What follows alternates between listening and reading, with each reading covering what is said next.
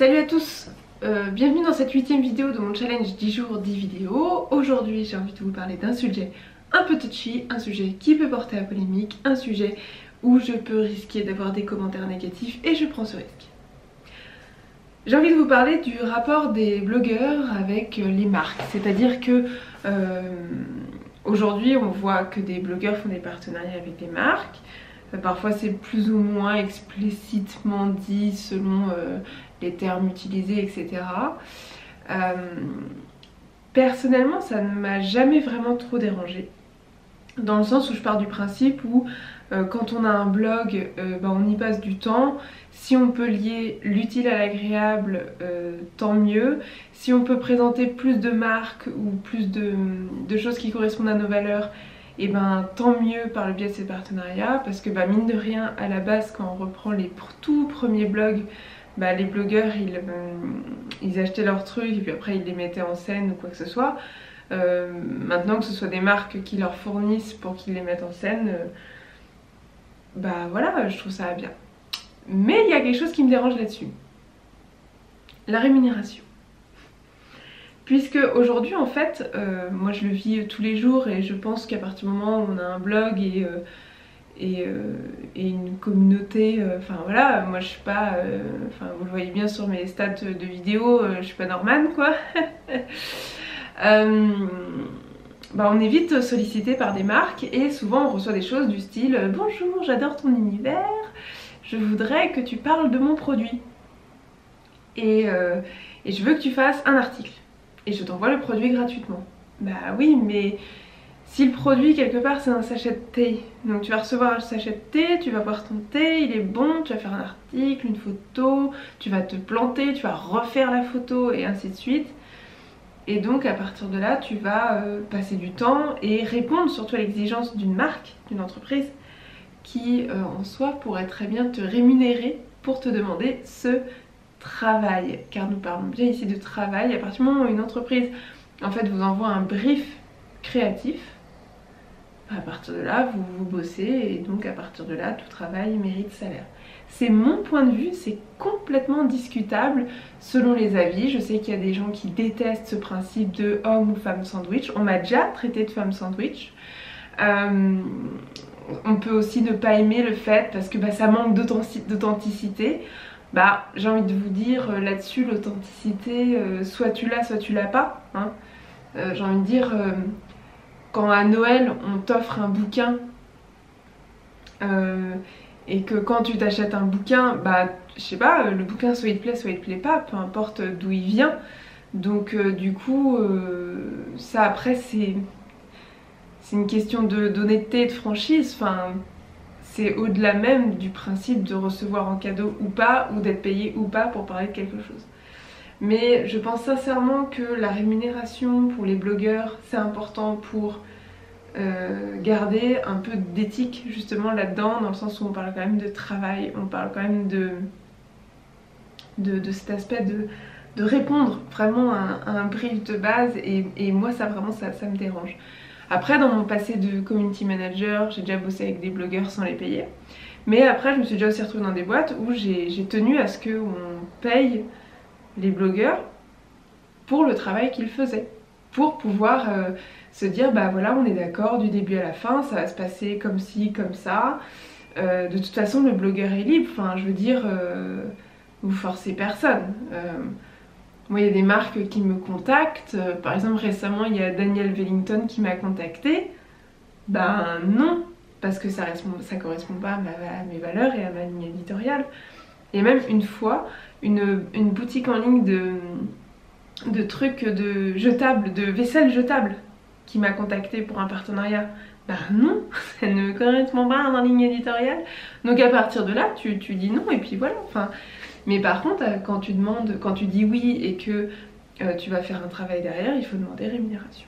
Alors comment ça se passe quand on demande rémunération? Déjà il faut avoir une structure. Moi je travaille à mon compte. Donc cette structure juridique par le biais de la coopérative Élan Créateur dans laquelle je suis me permet donc de travailler comme ça. Quand une marque me contacte, je lui envoie mon kit média. Là-dessus elle a mes tarifs pour les différentes possibilités, publications sur le blog, posts Instagram, etc. Et puis on se met d'accord sur quelque chose. Alors vous allez dire, ouais, mais du coup si on fait comme ça, il y aura que les grosses boîtes qui vont communiquer sur les blogs et du coup on n'aura que des marques de mode. Oh le lapsus de merde. Et ben figurez-vous que franchement depuis 1 an que je travaille comme ça, c'est les plus petites structures qui rémunèrent et non pas les grosses structures, au contraire. Parce que les grosses structures c'est tellement beaucoup plus facile de contacter 200 blogueurs, de leur envoyer un truc en espérant qu'il y en ait 20 qui fassent quelque chose, alors que les petites structures elles n'ont pas le temps de contacter 12 000 personnes, elles vont direct à l'essentiel. Les petites structures qui me contactent, elles sont clairement dans mes valeurs. Après on s'arrange en termes de tarifs, si vraiment elles sont dans la merde, etc. Enfin on s'arrange quoi, après c'est une histoire de bon procédé. Mais voilà, ne pensez pas que... voilà ce que je viens d'expliquer. Et sinon, ne pensez pas non plus, vous lecteurs, moi lectrice, ne pensez pas que parce qu'un blogueur est payé, il est vendu. Ou alors c'est un con, etc. Les blogs ont pris cette tournure là. Tous les blogs du monde, même si ça se voit pas, se financent d'une certaine manière parce que maintenant ça fonctionne comme ça et ce n'est pas grave. Par exemple les magazines, les journaux, ça vit aussi de ça, hein. Donc voilà, il faut être au courant de ça et puis il faut bien se dire aussi que c'est un faible pourcentage. Sur mon blog, je crois que j'ai dû faire 3 ou 4 articles vraiment sponsors. J'ai dû faire 3 ou 4 placements de produits. Je crois que j'ai plus de 200 ou 300 articles sur mon blog. Donc le ratio, si vous voulez, enfin...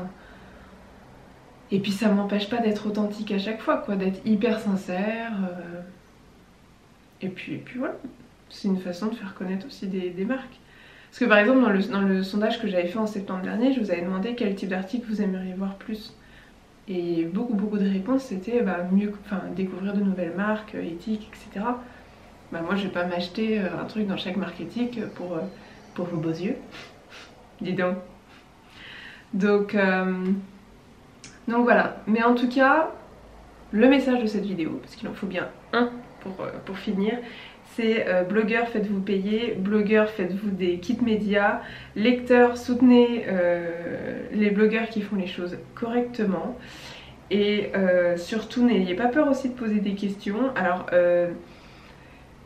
quand je dis poser des questions, je dis pas de foutre un gros commentaire sous une publication en mode bien public, genre ouais gros vendu, t'as eu combien pour ça, hein? Mais vous pouvez envoyer des mails ou voilà, même contacter les marques pour leur demander comment est-ce qu'ils procèdent. Enfin, j'ai envie de dire, essayons de limiter un peu le lynchage qu'il peut y avoir parfois autour des blogueurs pour aller vers quelque chose de plus construit et de plus propre en fait, et d'éthique. Puisque pour moi l'éthique passe aussi par le respect du travail et le respect des compétences de chacun, et même si l'activité de blogueur peut sembler super cool comme ça d'extérieur, ça reste aussi des contraintes. Enfin j'ai envie de dire,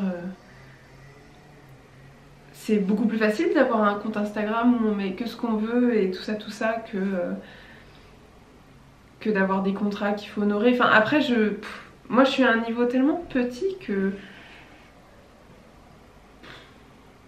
je sais pas quoi dire. Mais je veux pas... je veux vraiment apporter un peu cette notion de c'est pas grave d'être payé pour un travail qu'on fait. Parce que c'est ce qu'on fait tous les jours, tout le temps, quand on a un salaire, quand on est salarié. Voilà, j'espère que cette vidéo vous aura plu, qu'elle ne vous aura pas choqué ou quoi que ce soit de parler d'argent, ce sujet super tabou en France. Évidemment, nous ne vivons que l'amour et l'eau fraîche. Donc voilà, j'espère que ça vous aura plu quand même, que ça vous aura intéressé. Si ça vous a intéressé, peut-être que j'irai plus loin sur mon blog avec un article vraiment plus précis sur un peu cet envers du décor.